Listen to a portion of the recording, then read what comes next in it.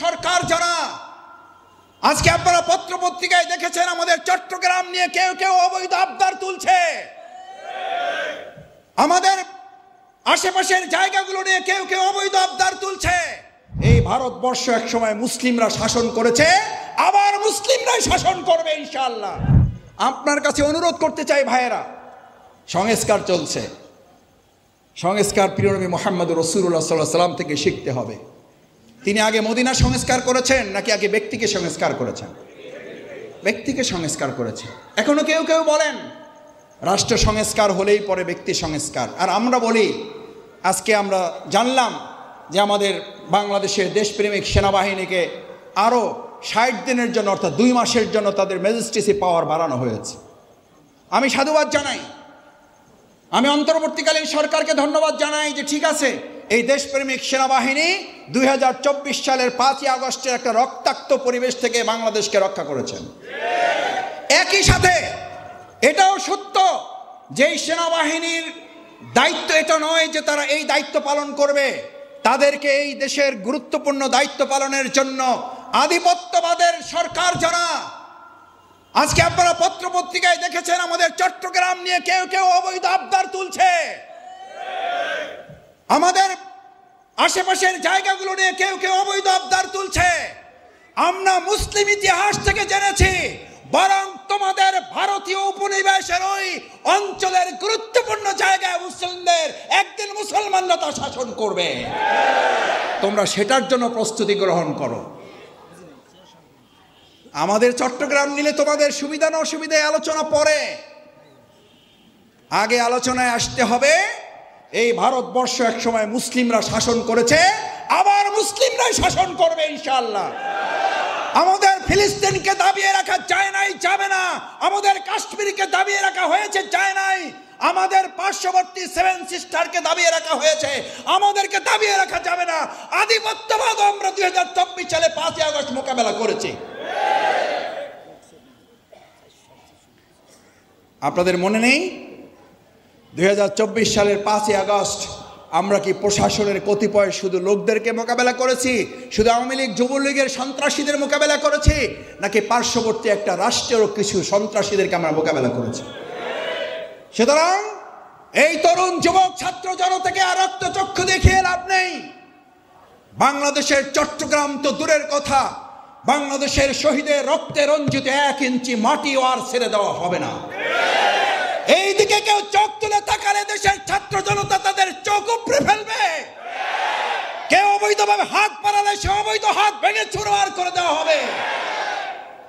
কারণ এই দেশের মুসলমানদের সম্পদ, আর মুসলিমদের চেতনা হচ্ছে এই লা তাকশা ইল্লাল্লাহ। এটা হচ্ছে ফরেন পলিসি মুসলিমদের। আমরা এক আল্লাহ ছাড়া আর কাউকে ভয় করি না। আল্লাহ ছাড়া যারা ভয় করে না তারা আধিপত্যবাদকে ভয় পায় না।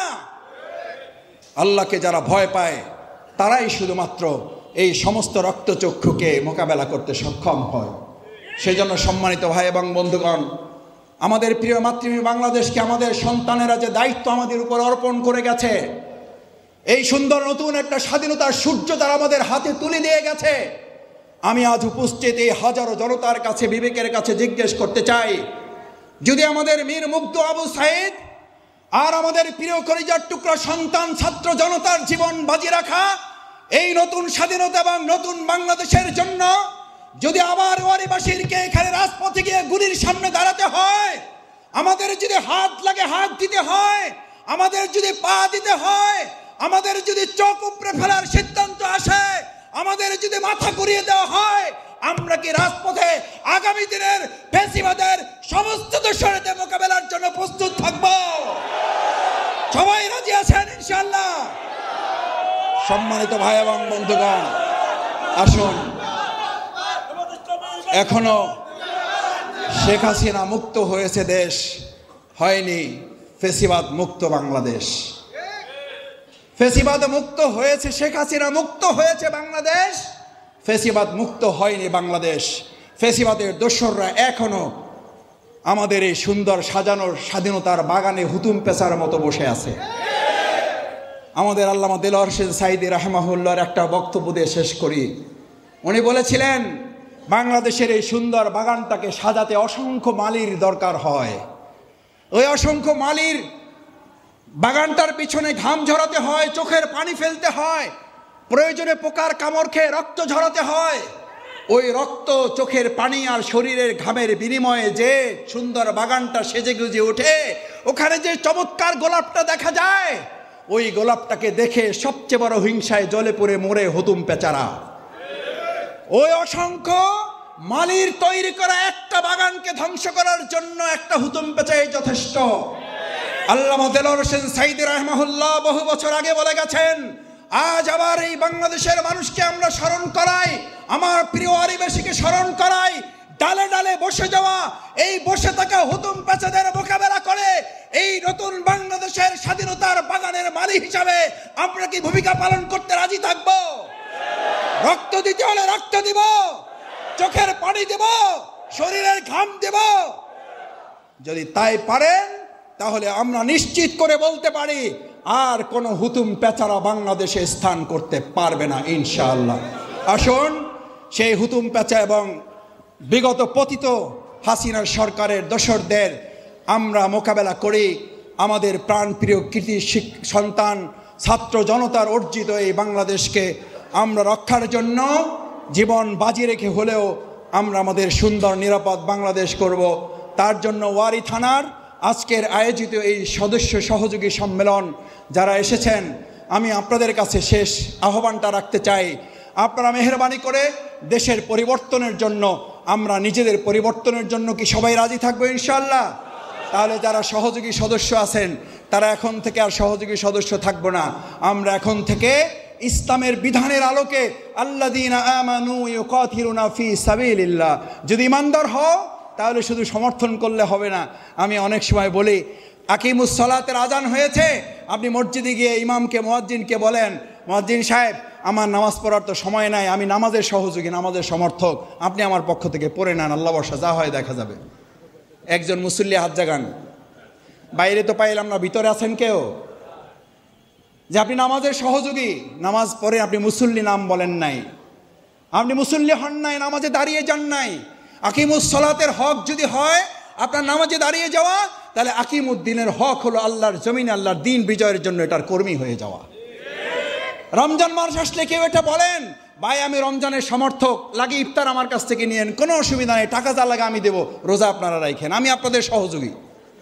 ভাই রোজার কোনো সহযোগী আছে? নামাজের কোনো সহযোগী আছে?